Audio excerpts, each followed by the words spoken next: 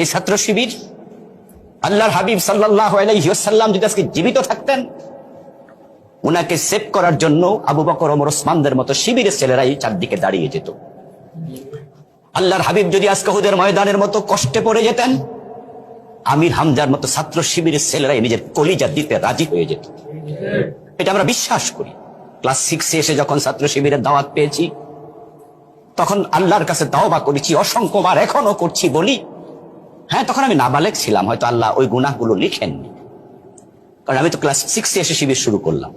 কিন্তু শিবির সম্পর্কে এই মন্দ ধারণা, আল্লামা সাইদি গোলাম আজমকে ইহুদি বলা, আমি ছোট্ট বয়সে বলেছি, হয়তো আমলনামা তখনও ফেরেশতা খোলেনি।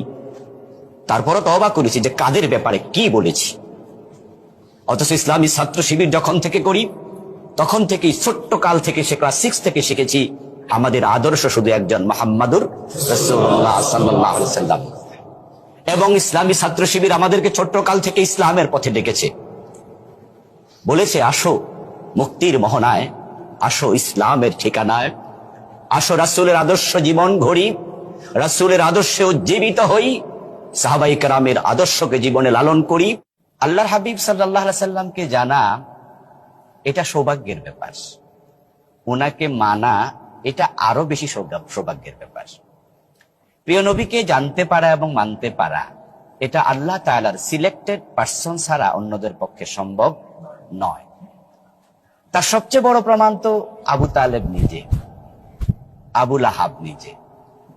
যে রাসূলুল্লাহ সাল্লাল্লাহু আলাইহি ওয়াসাল্লামের জন্মে যে আবু লাহাব আনন্দিত হলেন, যে তিনি তার দাসী সুয়াইবাকে আব্দুল্লাহর ছেলে হয়েছে, এই খবর শুনে দাসত্ব থেকে তিনি মুক্তি দিলেন, তিনি হলেন প্রিয় নবীর সবচেয়ে বড় দুশমন। এবং রাসূলুল্লাহ সাল্লাল্লাহু আলাইহি ওয়াসাল্লাম যখন তিনি নবুয়তের দাওয়াত দিলেন, কালেমার কথা বললেন, তখন এই চাচাই কিন্তু সবার আগে পাথর মেরেছিল। তাহলে যেই লোকটি রাসূলের জন্মে আনন্দিত হয়ে দাসী মুক্তি দিল, কিন্তু সে রাসূলের জীবন চরিত সে গ্রহণ করতে পারেনি, উল্টা বিরোধী হয়ে গেল। এর মানে কি দাঁড়ালো? আল্লাহ তাকে সৌভাগ্য দেননি। রাসূলুল্লাহ সাল্লাল্লাহু আলাইহি ওয়াসাল্লাম 8 বছর বয়সে তিনি বাবা, মা, দাদা তিনজনকে একসাথে হারালেন। জন্মের আগে বাবা, 5 বছর বয়সে মা, 8 বছর বয়সে দাদা। প্রিয় নবীজি সাল্লাল্লাহু আলাইহি ওয়াসাল্লাম আশ্রয় নিলেন যে চাচার কোলে, তিনি হলেন আবু তালেব। রাসূলুল্লাহর বয়স যখন 50, আবু তালেব তখন ইন্তেকাল করেন।